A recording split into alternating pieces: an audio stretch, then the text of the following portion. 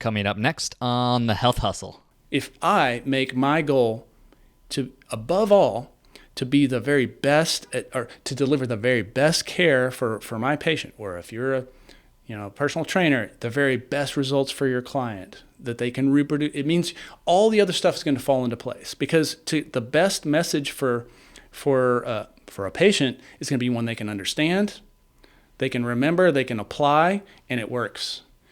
And that sounds easy, but it's not, because we always pile extra stuff on there. So for me, it's eliminating all the extraneous.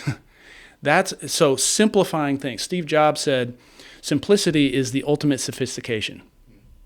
Simple, we know it when we see it. You look at an iPhone, you look at the packaging, it's all just pristine, and you can tell everything has a function, and it's beautiful, and it feels good in your hand, and it works, and everything where you think it should be, it's already there. It's anticipated what you want, and it's done it already.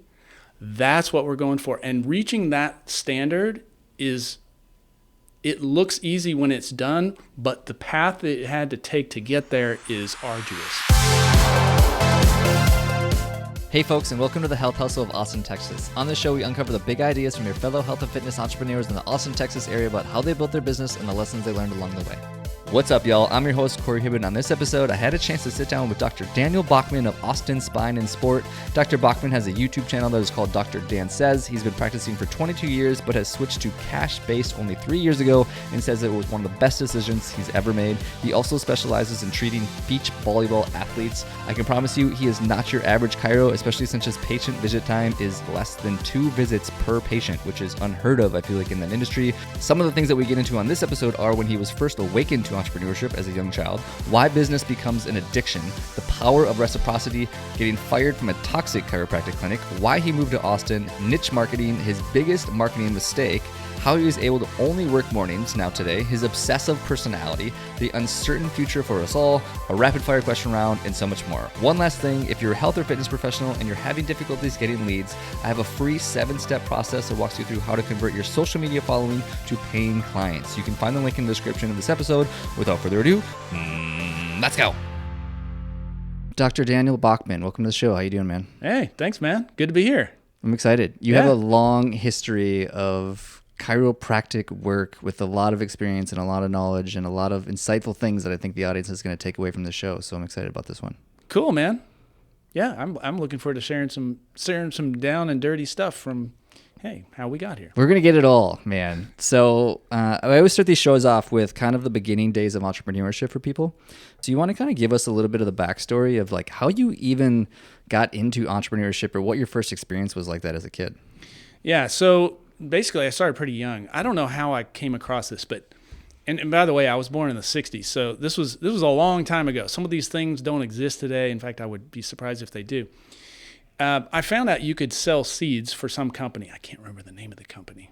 Anyway, you would sell seeds door to door, just like kids sell newspaper, or deliver newspapers, mow yards. They were selling seeds, and if you sold a certain amount, each new batch of bigger and bigger sales, you could pick out a prize from their prize catalog. So of course, I wanted the Daisy Red Ryder BB gun, just like in that movie, Christmas Story. Yeah, yes, yeah. That one. Yeah. And my parents were dead set against it, just like his parents were. Well, anyway, I ended up selling right before we moved to Texas. I grew up in just outside Seattle. Just before we moved to Texas, I got this BB gun, and I was so excited because we were staying with some folks here in East Texas that had a ranch. So it was the perfect place for go and test out my hunting skills, right? So that was the start, and of course, I accidentally shot one of their chickens and was just crushed. I thought it was empty. It was the old story. I thought it was unloaded, and the chickens had gotten out, and I was trying to herd them back, so I was like, pow, pow, pow. Shot one of them right through one eye, out the other. Oh my gosh. I know. And I was just firing from the hip too, so I'd like to claim credit for the marksmanship there, but it was completely random. So that was my first venture. And then once we got to Texas, I was like, I don't want to sell seeds. And we lived out in the country. So I couldn't just go door to door like in a neighborhood and rack up a bunch of sales. So I decided to try selling Mason shoes, which I don't think they exist today. That's a brand? It's a brand. Okay. I think it's made specifically for like either kids like me or young entrepreneurs who just want to, kind of a turnkey. Oh yeah, we'll send you all the yard signs and the badge around your neck. I felt so official. And so I never actually I can't remember how that worked out, but I certainly didn't make $1 million doing that. And were you just like a kid wanting to make money? Like, why did you decide to do that? That's interesting. I just felt this.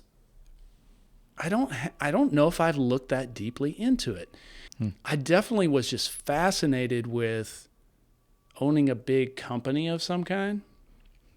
I mean, I don't necessarily share. I don't share that same goal now. But for example, I figured out that you could anyone you wrote, like any business, if you wrote your return address as a company name, whatever it was, you could make it up. I used this with Columbia House Records and Tapes. Remember the CD subscription service? So I would make fake names for that and just get, this is all this, I don't know if it's fraudulent, but anyway. But I figured out you could write a return address that was your own made-up company name, and they would write you back like you were some kind of company, or at least it said so on the letterhead. They would address you. So I came up with a company name of Lone Star Enterprises. And because I was living in Texas, I was like, that sounds official. Enterprises. That sounds like, who knows what that could be? It could be anything. So I would write some company about something, maybe it's a product they had. And they would reply to me, Dear Mr. Lone, we're pleased that you're interested in our product. So it felt good to see my fake company name on the addressed to my little home out in the country. So it was just kind of little bits of entrepreneurial awakening, I guess, perhaps, in me. I like the idea of owning things, selling things, being a self-made man, I guess. Do you have any idea where that comes from? Because I feel like that's very unique. I don't feel like a lot of people have that kind of inkling to like start a business like that and just kind of like put themselves out there. It actually reminds me of, have you ever read the book Shoe Dog? No, I've heard of it. Yeah, Phil Knight with Nike. Oh, yeah. It's a great book. It's super fun, but there's just a little snippet out of it that I'll give you that makes me think of the story. Is basically when he went over to China to start buying shoes, they asked him like what his business name was. And at the time, he didn't have one. He didn't have a business. He was literally just like over there trying to find shoes that he could bring over to the States and start selling. And the first thing he could think of, because he was a track runner, was like Blue Ribbons, like first place. Right. So it's like Nike's original name was, I think it was Blue Ribbon Incorporated. It was like, that's how it started, is he just like made it up. And it was actually that for a long time before it actually became Nike. But so what does Nike mean? I've always wondered. Does it mean anything? It has something to do, it's some sort of goddess of some form, god or goddess of some form. I can't remember what it is exactly. Of running, perhaps? Who knows? Swift or something. I don't remember. Okay. I don't remember exactly, but it has something to do with like a god or goddess of some form. But interesting. he tells the story actually in the book about how they came up with the name. They were fighting over names for a long time before they landed on Nike. Obviously, they made the right choice, but yeah. Anyways, I digress. But so, like, what is it about you personally that, like, were your parents business owners or entrepreneurs, or like, where does this come from? Not at all. So, as you ask me this, I'm wondering. I'm the oldest of 4 boys. We had a pretty hard scrabble upbringing as far as my dad made like $200 a week, I think, selling pianos and organs. He has a master's degree in music and teaches. He taught piano and organ, so he's highly educated. My mom's super intelligent as well, but no real entrepreneurs in our family. Being the oldest, I guess I kind of felt like because we've got all these distractions, all these brothers and sisters, or no sisters, sorry, all these kids, and all these activities that we're going through, and I guess I just felt like I've got to occupy my time with something, and this seems interesting. Mm-hmm. So I'll probably think more on this and come up with an answer a week from now. So I don't know where the seed came from. Yeah. I just know that it's kind of been there, kind of gradually growing throughout my life. And I got to say, once I got a taste of it, which really wasn't until my later life, my more adult life professionally, it's addicting. Oh, yeah. I mean, I can't imagine working for someone else. I mean, I'm sure I could. It would feel like losing a bit of my soul, I think, because I've developed such strong opinions about what the right way to do things are that being forced to do it someone else's way, even though it's not a bad way, I just don't like that. I like the freedom to maneuver in an instant and change things immediately.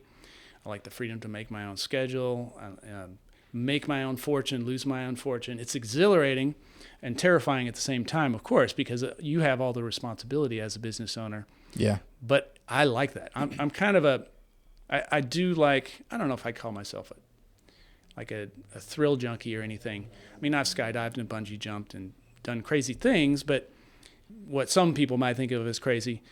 But I do like the rush of creating something from nothing, and especially something that's in my situation currently, which is way better than all the other stuff in its category that I found, that the potential that you could create something like that might be world changing, who knows, that's a rush. Yeah, man, I always associate it actually with painting quite often, is that I feel like so often when we're working in a career or a position or working for somebody else, it often feels like paint by numbers, where like you kind of are given direction and you know what to do and you go for 1 to 2 to 3 to 4 and like it's fine. You come up with a pretty picture and everything's okay, but it's not really that exciting versus like being a business owner, entrepreneur is more like here's a blank canvas, go ahead. And then you just start painting, right? And oftentimes it's going to be terrible. Right. The most of the time in the beginning, for a long time for a lot of people, it's like it's going to be really bad and really ugly. But eventually you figure out like your masterpiece and what works for you and what doesn't work well for you, and like it becomes very addicting in a lot of ways. I can definitely almost to like to a dark side, almost like to a point where like you have to find time to step away from it because it becomes so addicting and exhilarating, which I know you said you only work mornings now, right? Which we'll get into in a little bit. But before we do, I kind of want to follow this journey a little bit farther. So you were doing a little bit of the entrepreneur thing as a kid, and then eventually you decided to go to chiro school, become a chiro, and get into that world. What was it about chiro that attracted you? I've heard you talk before about like it was like a school test or something like that. Yeah, that's exactly it. So when I was a senior in high school, they gave all of us an aptitude test and a skills test. So what are you good at? What do you like? Or the reverse of that. And I took the test with everyone else, and both of mine said I should be a chiropractor. And I asked my counselor, I was like, what is that? She said, I think it's some kind of bone doctor. And I was like, oh, well, doctor sounds cool. 17 or 18-year-old me. Doctor sounds cool. What do I need to do? Well, you need to go pre-med. So that's literally how I first heard or thought of chiropractic as a profession. Now, I, however, started some pre-med stuff in college and quickly got sidetracked by party life and all the other things that can happen. The ladies. And so that got put on hold for literally a decade. So I bartended for 10 years out of high school. Now, I still took a class here and there. I had a terrible GPA, but I felt this need for some reason to keep going to school. I didn't want to just stop school, so I'd take a few classes here and there. This was in East Texas? East Texas, yes. Okay. Then when I got married, I'm not married now, but when I got married, I was like, I don't want to raise a family on a bartender salary. This is fun. And, it pays pretty well for what it is, but it's definitely not a lifestyle that I don't want to, get home at 3 a.m, stinking of cigarettes back then. So I started considering other things. And my wife at the time said, well, hey, you were thinking about chiropractic for a while. I was like, oh, that's right. So I figured, I don't know anything about the profession. So back then we had phone books. So I went in the phone book and I found 10 docs in the phone book in my profession that I was considering. I called them all and I said, hey, I'm thinking about going into your profession. Do you mind if I come pick your brain for a little bit? All 10 said yes. Of course. And I was shocked. I was like, well, maybe I'll get 2 or 3. All 10 said yes. Very different experience in each place I went. Some were sad little affairs, some were, they clearly didn't enjoy their work. Others were big lavish clinics that were just booming and everything in between. Well, one of the places I went, which is actually here in Austin, Dr. Kenneth White had a fantastic practice. He had a great corner office overlooking, skyline of Austin and great view, full of patients, easy life. And I was like, okay, I like that. I could do that. And I saw what he did with patients. He let me hang out for the day, took me out for lunch. On our way back from lunch, he called, I didn't realize he he was the chairman of the board of regents at one of the schools I was considering. And he called the president of that school and said, "Hey, I'm sending a guy your way. Take care of him." I was like, "Wow." So he did. The president did. So we went to visit the school, gave us a half-day tour of the campus, and drinks and dessert at their house after. So I ended up going to that school. Of course, wine and dine you. Yes. So they totally bribed me into going there. I mean, it is the place I was leaning toward anyway, but it was still nice and feel important, right? Yeah. And also that same doc who had made the call for me and showed me around and talked to me, he said, "When you get out of school, call me, I'll give you a job." So this little technique, find a bunch of people that do it, call them, spend 15 minutes with them. I recommend that to anyone going into any profession, because you never know how it's going to turn out. You may have an internship waiting for you in the summer. You can get a leg up on competition also for those jobs because you already know these people. You've already had some experience. And you never know when, they might just say, "You got a job waiting for you." I graduated in 2000 and he gave me a job. It was like 8 years later when I got out of 8 years later, I got out of school. He had a job for me. So he kept his word.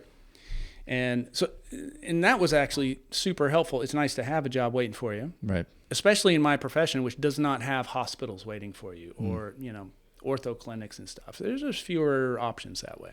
I think I want to pull out of that is that interesting concept of reciprocity, how that whatever he was, administrative guy that wined and dined you and took you to dinner and stuff like that. How I always think a lot about that of how even something as simple as giving somebody a stick of gum or holding the door for somebody is I always think about that now because there's a phenomenal book I've been telling all my friends to read. It's been out for a long time. It's called Influence. I don't know if you ever heard of it. It's by Robert Cialdini. Yeah. Great book, right? I read Persuasion by him. Yeah, it's another great one as well. Yeah. But it's one of the only books that I probably regularly study. And I just love that concept of reciprocity. And I had a really good buddy who was in town here this last weekend for my birthday. And we were just talking a lot about it, about how it's human nature for us to want to give back to somebody that does something for us. Right. And not only give back, but give back in multitude of what somebody's done for us, which I think a lot about. It's like the classic, you go to Costco or Sam's Club and they have samples. Right. Why do they do that? Right. Well, they know if you eat a sample, you're 1,000 times more likely to buy the product. You feel bad if you don't buy the thing. Exactly. They got it. It's right here. Exactly. Here's that bottle of wine. Yeah, exactly. So I've been just talking to a lot of my business friends about that concept of not in a skymie way, right? But just understanding that the more value and the more you help and the more you serve and the more you provide people, it always comes back in tenfold. I mean, we've all seen it 1,000 times over. But and in that book you're referencing, which is I recommend anything by Cialdini. Scott Adams is also a great read too. I don't know if you follow him. He's kind of a sometime political commentator. He does a daily podcast show every morning, but he's a trained hypnotist and runs in the same circles as Cialdini does. And anyway, but he said even the smallest little gesture, we feel like we have to pay it back, and it's a strong impulse. It's not a little one. It nags at us until we resolve it. It's what has got humans in a lot of ways to where we are, right? We're a community-based creature, and so to continue to give and support one another is ingrained in us at a DNA level, right? And the funniest thing about the whole thing is that even if you don't like the person that's doing it, you still feel indebted to that person as if you need to pay it back to them. And it makes sense kind of evolutionarily, right, even if you think about it that way, because the more interrelated we are, the stronger we are as a group, as opposed to just fighting off wolves by ourselves. We can kind of help each other out, and then we're stronger together. Yeah, essentially. So I killed that wolf, and now you need to go kill two for me, basically. Exactly. Yes, that's it. Let's follow this journey a little bit then. So went to school, got out of Chiro school, started practicing in Houston then before you came over to Austin. Yeah, started a group practice there, which I recommend. It's almost always an unpleasant experience for whoever's doing it. Whatever field you're in. Dentists tell me, "Oh, I hated working for that." But you get a lot of hands-on experience. You learn about the business side of things. You learn what ways you don't want to run things, and maybe learn some ways you do. And you get some income right out of school. Those are the easier jobs to get because they don't pay you that much. but the experience is the payment, in my experience. So I worked there about a couple of years, ended up getting fired from that first job because I wouldn't sign a contract. Now, it's not that I had anything about contracts. It was the way this particular one was written. And he was basically going to charge us, me and the other associate doc, $5,000 if he fired us for any reason, because he needed to retrain someone new. Whoa. And I said, wait a second. I said, I need to have an attorney look at this. I said, we need to kind of negotiate this a little bit. I'm not against a contract, but let's negotiate. And he said, y'all are both fired. So I've never in my life heard of a contract like that. You have to pay a fine if you get fired? If you get fired. And the reasons listed that were fireable were basically whatever he wanted. It was just as vague and broad as could be. So it could be anything. Wild. Okay. Good fire, I guess. Like, I'd be like, thank you. This seems like a toxic environment. Yeah. So it was a blessing, right, as it turned out. I had just gone through a divorce. I immediately got fired. I was fresh out of school, so I was loaded with debt and broke in Houston. And a buddy of mine lived in Austin. He'd been trying to get me to move there forever. And I was like, I can be broke in Austin just as easily as I can in Houston. So I moved to Austin. Great decision. Right. I mean, why not? I mean, it's frying pan fire. Hey. So, and then when I got here, I had hired a practice management consultant, and I was like, I want to do this right. I'm going to learn how to start my own practice. And the guy said, you need to buy an existing practice. It's going to be cheaper. They've already got cash flow going. So I started looking around and meeting all these docs who had practices for sale. None of them worked. I found one I wanted. I went to 12 different banks, and none of them would give me the money. Well, I mean, no surprise, because I'm hugely in debt, no income. Of course, they didn't give me the money. Right. But that was wonderful too. During that year, when I was trying to find a practice to buy, I did what's called locum tenens, which is Latin for, I think, placeholder. It just means it's in the healthcare profession, folks who cover for others in other practices when they're out or sick or on vacation. So there's a whole market for that. So back then I faxed everyone in town and said, hey, I've got these services, whatever my prices were, and ended up over a year covering 13 different practices whenever they needed it. So, which was great. The money's good when you're working, but you never know when it's going to happen again. Right. And so it's essentially freelancing for chiros. Yes. Okay. And it's true for all healthcare professions. They all have variations on this. So, I mean, you have travel nurses. Right. I was just thinking that because I'm an occupational therapist by trade. You are. Yeah. And so that, traveling and PRN, I've never heard of like just popping in for a single gig though, and then popping back out. That's interesting. Well, it existed at least then right here in Austin. So that's what I did for a year. That was my income. Then the doc who had set me up with the school had an opening, hired me. So as an associate. So I did all of his exams, did therapy. I did what he needed done. And he told me right out of the gate, he said, you can build your own practice while you work for me. So he worked abbreviated hours. He said, you work for me, you get a paycheck from me. During our off hours, if you want to bring patients in that you find, go for it. You got the run of the facility, you've got all the equipment, the staff, if their staff are there. And I could bill on his insurance provider ID, because that's a thing. If you're going to bill insurance, you need to be a member of the plan. Well, I was an employee, so I can bill under his. And he said, you just pay me 40% of whatever you collect, which is actually a great deal, because if I had started my own place, my overhead's going to be over 40%. Right. Also, if I started my own place and I didn't make any money, the rent still comes due. Here, if I didn't make any money, there's just no rent. Where were you living when you first came to Austin? Because you said you didn't really have any money. I lived with my buddy. Okay. We had an apartment together. For how long? Not that long, maybe a year, because he'd been trying to get me here forever. As soon as I move here, he moves away. He moved to Colorado. Oh. So maybe a year. So then I got my own place.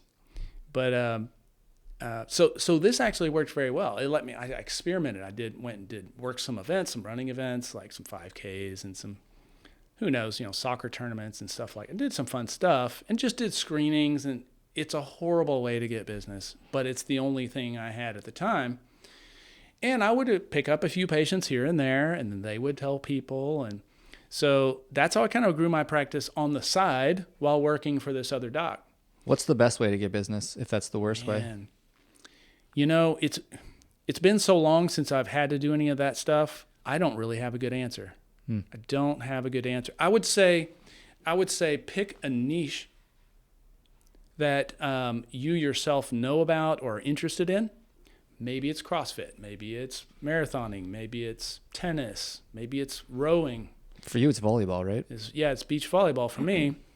And then go to those events. Be known as the person who takes care of those people. Maybe you show up and give, if it's a running thing, you could have a little setup at the finish line, and you could say, hey, we do, depending on what you're doing, you can say, here's our product, it's a whatever it is, or here's our service, we're offering it free for you guys to support it. So I did, for example, the MS-150 bike tour. I would do med support for them. I did it for 6 years. So it's a Houston to Austin bike ride. They spend the night halfway. So I would set up at the halfway point and then at the finish line. Actually, no, I think I just set up at the halfway point. We were just buried, so it's the lunch stop. No, we set up the 2 lunch stops. And we just set up a tent, and I would say, free chiropractic care or whatever like that. We had a line lined up for us. And it got to the point where I had to say, I spend 5 minutes with each person. And I would say, what's the worst thing you got going on? We're going to focus on that. They were so grateful. It was just such an exhilarating thing to be able to provide a real service, but people who really needed it and appreciated it right then. So that got me hooked on, okay, I like working with athletes. Plus, I kind of did an internship with a sports medicine clinic while I was in school. And got to the point where I had to bring other docs, had to bring massage therapists. We had a cluster of tents. And I would see in a weekend, which is a 1 weekend race, I think I would see 200 to 220 different people in a lunch, like maybe 3 hours. So it was crazy, balls to the wall, but it just exhilarating. Probably learned a ton though. Oh yeah. Oh my gosh. Yeah, you learn by doing, and plus you get immediate feedback from the person you're working on. Oh yeah, that helped. Oh, I'm going to use that on them. So it's kind of like time compression. Stuff you might have taken you a couple of years to learn from getting an occasional patient in practice. Man, I get a year's worth of experience in a weekend. What's maybe the biggest mistake you've ever made as a chiropractic, whether that's like practicing or even from like a business standpoint? And that could be monetarily or emotionally. Well, it's probably all the marketing I did. I mean, I paid for TV ads. I've sponsored Little League teams, gotten on calendars, printed up promo materials. All that stuff is garbage. And I started asking and I started noticing we got TV ad, we got like 20 ads running every couple of days. No real business. And I started thinking, when's the last time I bought a service that I saw on a t-shirt or on a coffee mug or on a calendar, for God's sake? I never call those businesses. I totally ignore them. So I just stopped doing that and started focusing more on the kind of stuff we were talking about, working at athletic events, getting face-to-face with people, establishing a real connection rather than just having my name on a billboard or flashed on a commercial, something like that. Relationship building at the core of it. Yes. Whether that's going to events or shaking hands, kissing babies. Yeah, I did all kinds of stuff like that. Now I do none. Well, I take that back. I'm on the AVP medical team, the pro volleyball tour. And so that means they play all these tournaments all over the country. They're starting right now. Austin is on their tour. So for the last 6 years, and they asked me to come work with them. So every year they come, they call me and we go work on all the players, which is awesome because that's my sport that I love. And so I get to work on all my heroes. So I've worked on so many Olympic medalists, and through that, I've got a bunch of them on my wall at home or at the office. And it's just a great experience because you get to see what elite level athletics look like physically and put your hands on them. And you can say, oh, this feels different than what I'm used to with, sedentary dad bod type thing going on, for example. Nothing wrong with that, but you can tell the differences are striking because I I can find what's wrong on someone without them telling me, just by feeling around and checking things. I couldn't find anything wrong with these guys. Now they would still, and girls, they still come in and just get touched up, but they're rigorous with their self-maintenance. Yeah. They are, because their body is their business. That's kind of how I feel right now as I train for this marathon, is like the amount of time and energy that I put into just like maintenance exercises and stretches and stuff like that. We teased on it a little bit earlier, and now I want to kind of circle back to it about how a business can be addicting and exhilarating and super fun, but you've somehow found a way to only work mornings. Yeah. What do you contribute that to? Well, first of all, I'm kind of forced to at the moment because of my diagnosis, which we haven't talked about, but I was diagnosed with stage 4 cancer about a year and a half ago, colorectal cancer. Went through all the treatments and everything. Long story short, had 6 surgeries, chemo, radiation, all that. It was going great. And once I finally recovered from my last surgery, was starting to, they did another scan, all the stuff grew back. So the symptoms that forced me to work just mornings is just lots of bathroom trips. So all day, all night, like 30. Now I've gotten that cut down pretty much in half, but I can work mornings if I tweak my, like when I eat and what I eat, because that's what triggers the whole process. So mornings, I'm good until I eat a meal, and then it starts a process that would prevent me from working in the afternoon. Sometimes that's actually improved a lot since in the last month or so. But anyway, but before that, I only worked 2 afternoons anyway. So really, I'm only eliminating 2 afternoons. So the way I'm able to do that is I played around with my schedule for a while, and I used to have actually less hours being open than I do now. Now I work 7:30 to noon every day. And before I would work 7:30 to noon and then 2 to 6. So I'd have 2 extra afternoons a week, Monday and Wednesday. And basically it allows me to go all out and completely invest with each of my patients without getting burned out as the week goes on. There's always a break coming up every day. It's built in, baby. And that is nice, even if you may have a bunch of really intense cases. Yesterday I had 4 new patients in the morning. And it's an hour with each one. And I get the tough cases, because we have a reputation for getting people well that no one else can. In fact, those are my favorite patients. But those are mentally taxing, and it takes some in-depth stuff that can wear on you, but it doesn't. So at the end of the week, it's Friday. I'm like, oh, it's Friday. Feels like, I'm feeling more worn out than I usually do. So part of it is making sure I have the mental capacity to do what I love to do and do it well, have a clear mind and a sharp mind. And the other part is the income's there. So thanks for sharing that, first of all. Appreciate that. That's super tough. I can only begin to imagine how hard that would be.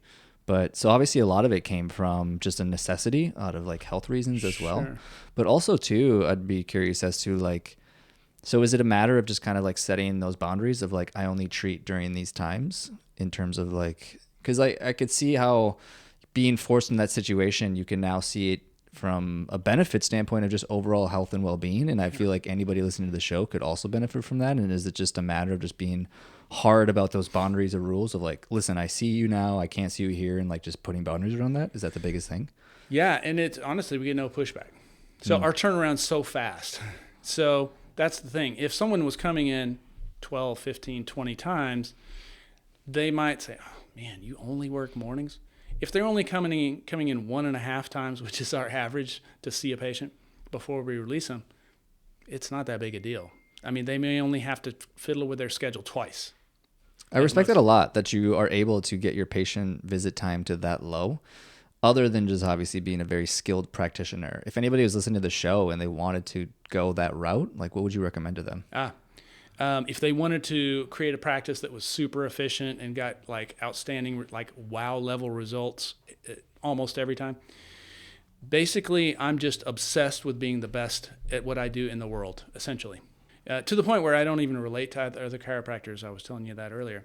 I feel like an animal that doesn't relate to my own species, because they're just all so much different. It's improving over time. In other words, trending towards converging with the kind of stuff that I do, more self-care. Basically, I'm a self-care coach, essentially. So I don't do that much with people. I show them how to do it for themselves, and then they don't have to pay me to do it, which guess what people love? They love coming in twice instead of 20. When I see things that aren't working well, I get curious, and I don't like that they're not working well. I think there has to be a better way to do that thing than what we're seeing. And that was the situation for me right out of college, because I was like, I want to be an evidence-based practitioner, which is that's the buzzword for, I follow the research and everything I do is based on research that says this is the right thing to do. The problem is in not just my field, but all musculoskeletal health. So whether it's physical therapy, chiropractic, occupational therapy, all those, even some orthopedics a bit, there's no research that really tells you anything. So you're kind of left with, how do I approach this case? Which therapies do they need? On what schedule? When do I upgrade them? Do they need exercise? Do they need stretches? Do they need massage? Is there a lifestyle change they need to make? So I had to invent all that from scratch. So I started my own program from scratch. And since then, flash forward 20 years, I have a system that is, from my own observational data, meaning working with my patients, it beats the pants off everything else out there. So you were asking, how does one get that mind? Were you asking how you get the mindset or something? If I make my goal to, above all, to be the very best or to deliver the very best care for my patient, or if you're a personal trainer, the very best results for your client, that they can reproduce, it means all the other stuff is going to fall into place, because the best message for a patient is going to be one they can understand, they can remember, they can apply, and it works. And that sounds easy, but it's not, because we always pile extra stuff on there. So for me, it's eliminating all the extraneous. So simplifying things. Steve Jobs said, simplicity is the ultimate sophistication.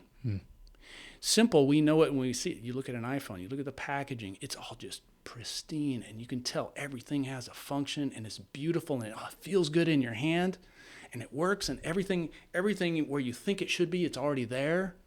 It's anticipated what you want, and it's done it already.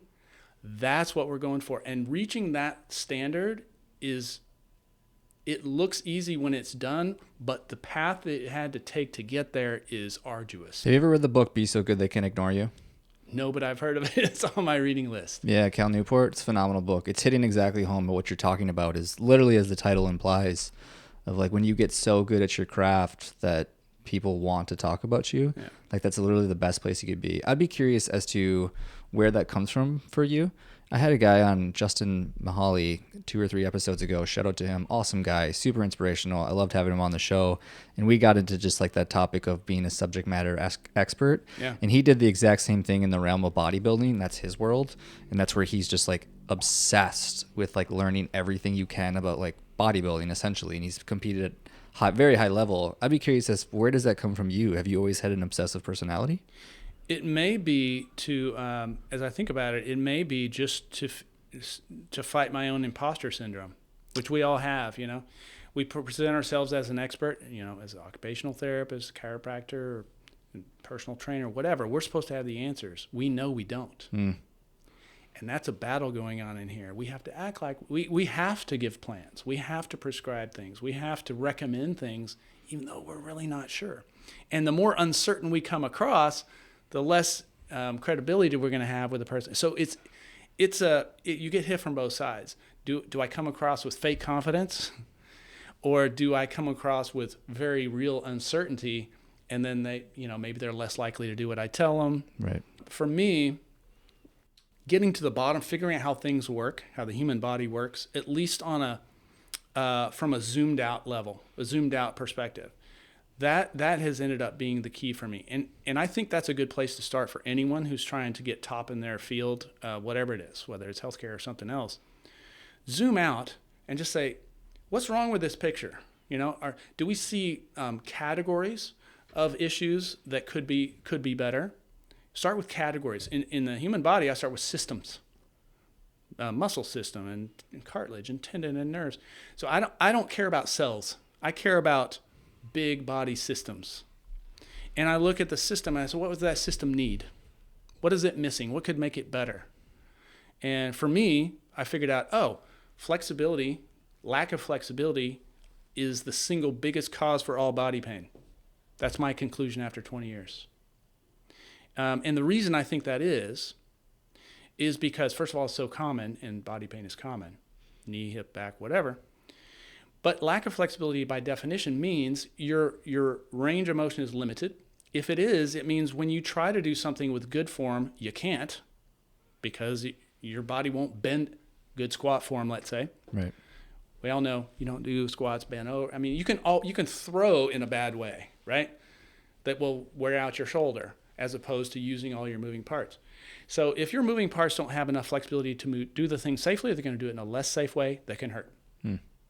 So, and then strength is the other half of that, which ends up being about 10%. Usually it's about 90% flexibility, 10% lack of strength and protection. So I consider muscles to be what protects us, like a primary dynamic protection system. And flexibility is what allows us to put our body in the position that is optimal for the thing we're trying to do. And if we have the flexibility, we can. If we don't, we can't. If there's one thing I'm notoriously horrible at, it's stretching. Yeah. So this probably says a lot about my knee pain right now. Right. And if I was to guess, I would bet you have tight hips, maybe tight hammies, and tight IT bands. I saw you working on your IT bands. But all of those attach to or influence the knee and the way it moves, where it tracks. Like hips steer the foot. So if you change direction, that's happening up here. It's not happening at the knee. It's not happening at the foot. So that's why I assess from waist down for anything like that. Well, we'll have to get more into that after the show, but I want to getting away from business. Yeah, no, you're good. You're good. I want to come back to what's the future for you now. Yeah. I mean, obviously, pretty major changes, obviously, for you in the last year. I think last time we talked, where were you? Costa Rica? Where were you? Belize. Yeah. Belize. So obviously you're doing some traveling, but like, what's the future of just like practice and life for you? Like, where do you see things going? This is the most exciting time in my life. Love it. Which is kind of bizarre, given my health situation. But that lit a fire under my ass, man, because, we're all born with a countdown clock, right? You think, 80 years, 100 years. You get to, 30, you're like, I got 50 years left. Well, sometimes life happens to you, and you're like, statistically, my 3-year survival is 10%, which is probably what mine is, believe it or not. But of that, anyway, so that means every day matters more. So all the things that I've been talking about this self-treatment course and doing iterations of it that I didn't like, 10 years more. I'm like, you know what? I'm going to do this. Part of it's legacy, but part of it is, I forgot your original question. I would keep going. Well, I just want to know where the future was that you're going. Yeah. And I just also, too, really quickly, since we have a little pause here of like, I mean, I love the optimism. Like, are you good? Like, are you? Dude, I'm good. Awesome. I'm good. I have zero anxiety, zero depression. It's bizarre. I would have not expected that if someone told me, in 5 years you're going to have this diagnosis. I would think, cancer patients, they walk around with a little rain cloud following them everywhere, and that's all they can think about. Not true at all for me. For me, anyway. For me, it's again, it's time compression. Yeah. So my future is all of our future is uncertain. Mine's a little less certain than most, or than it was, a year ago. But that just means I want to extract the most juice out of this experience as I can get, man. And that's exciting to me. I like doing things, and because I'm a perfectionist, it's never exactly right, so they don't get done. So for me, anyway, I've got this self-treatment project coming up where I'm converting all my rehab protocols into online self-treatment courses that anyone can take. So back pain, knee pain, hip, whatever. And then I also teach. So before the pandemic, I was teaching live hands-on rehab courses to other docs for continuing education, which we have to do for licensure. Love that. Want to do more of that. And also taught some virtual ones through our state and national associations and stuff like that. I want to create a second set of online courses for pros to walk them through the nuance of these things. So there's a patient-facing system that I'm shooting this in a week or so. Then I want to do the pro facing so other docs can replicate what I'm doing. I've got a bunch of mentors all over the world, literally, UK, South Africa, everywhere, and who are applying these methods, Spain, which is super exciting to me. So I have calls with them. I get to see the excitement or hear it or see it on WhatsApp or whatever. So that's really exciting to me. And retirement for me, I just decided I'm going to live to be like 90 or something. Love it. Just decided. Great decision. Rational or not, it's just where I'm going. So, and I figure as long as I continue feeling better and functioning better, I am getting better. I'm just going to go with that. But what retirement would look like for me would be still seeing some patients clinical face-to-face, but maybe it's at different clinics around the world. I could be kind of stop in and bring some students in to observe and see how the process can work, and then teaching both for professionals and for just regular folks. That would be a dream retirement for me. And I could do that kind of from anywhere. I love it, man. I just love the plans for the future and the exciting journey ahead. And I have no doubt you're going to make it to 90 with a mentality like that. Thanks, man. I think we so vastly underestimate the power of just like belief and mindset and where that can take us. And everything you're saying to me right now, I have no question of where you're going. So that's awesome. Super exciting. I have 10 rapid fire questions for you. You ready? Yeah. Number 1, what's your best business advice? Be the best at what you do, develop a reputation, and then people will find you. Couldn't have said it better myself. What's your best marketing advice? It's kind of the same thing. Yeah, I was going to say because I don't market. Yeah. So all our patients find us through online, like Yelp and Google reviews. That's literally it. Yeah, you're 100% word of mouth, right? Yes. Yeah. So you save a marketing budget, and then you also get really convincing, way more convincing than any ad would ever be. What's your favorite part about entrepreneurship? The freedom to fail or succeed wildly. When are you the most productive? I'd say it's when I'm one-on-one with somebody. Like right now? Like right now. All right. Yeah, and you'd mentioned, well, I'll let you get to that. But the something about just plugging two people together, so you're sharing a brain essentially. I love that. Are you introverted or extroverted? I'm an introvert who can fake extroversion for a while. Same boat. Okay, that's why I wanted to ask. Yeah. Because like most people assume I'm an extrovert because I do a lot of community events and stuff like that, and I'm always like involved in the community. But at the end of the day, no, I love the one-on-one or alone time. Yeah. Totally. So I can resonate. Part of the reason I have such a light schedule, and I value my downtime. Same. I tell people that like 95% of my day's alone, which is why I don't practice anymore. Right. Who's your inspiration?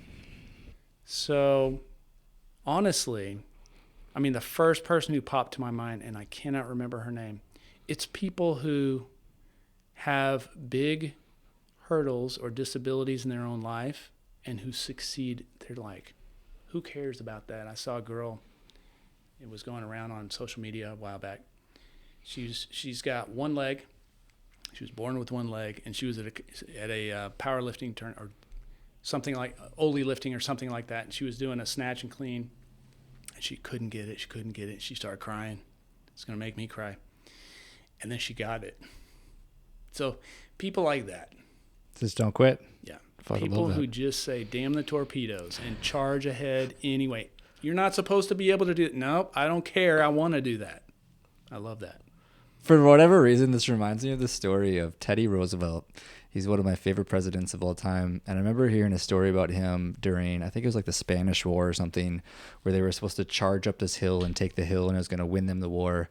And Teddy Roosevelt got on his horse and he was the very first one to charge up this hill. And for whatever reason, like something exploded next to him and it knocked him off his horse and he fell down. And then the rest of the army followed behind him and were able to capture the mountain and they ended up winning the war.